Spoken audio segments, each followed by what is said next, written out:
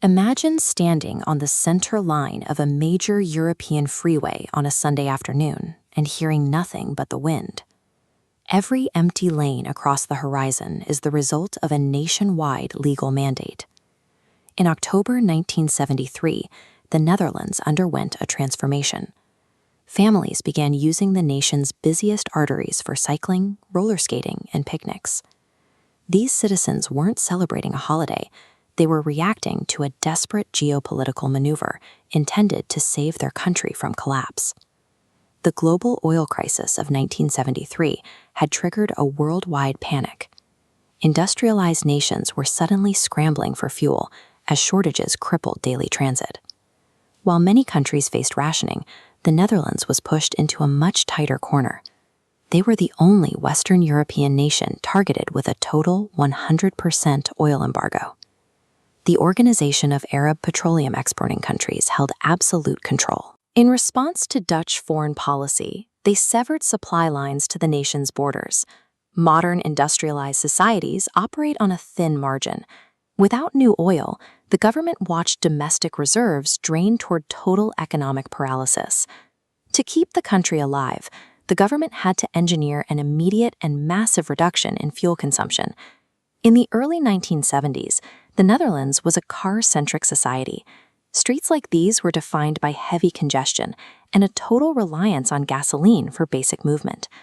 The Den Oil Labour government recognized that simple conservation requests wouldn't move the needle. They needed a mandate that would force an immediate drop in demand. Wim Meyer, the state secretary for Culture and Recreation, helped drive through a policy that would have seemed impossible just weeks prior. The Netherlands became the first European nation to legally ban almost all private cars from public roads on Sundays. The logic was survival-based. By shutting down weekend recreation, the state could hoard enough fuel to keep the commercial shipping and manufacturing sectors running through the work week. Managing a total vehicular ban across an entire country required a massive synchronization of local and national authorities.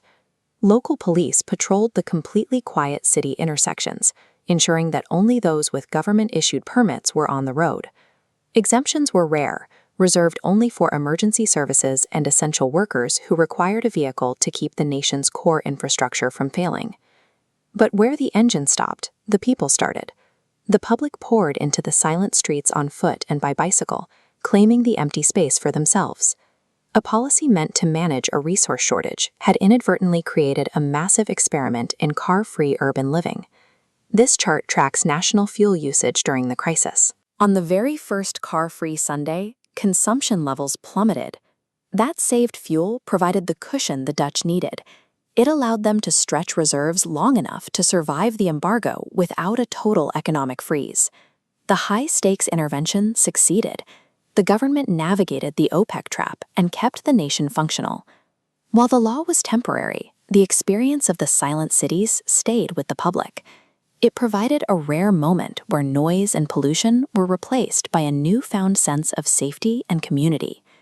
This realization catalyzed a national movement that began pushing urban planners to move away from car-heavy designs. The 1973 crisis acted as a spark for decades of grassroots activism and legislative shifts that eventually transformed the Netherlands into the bicycle capital it is today.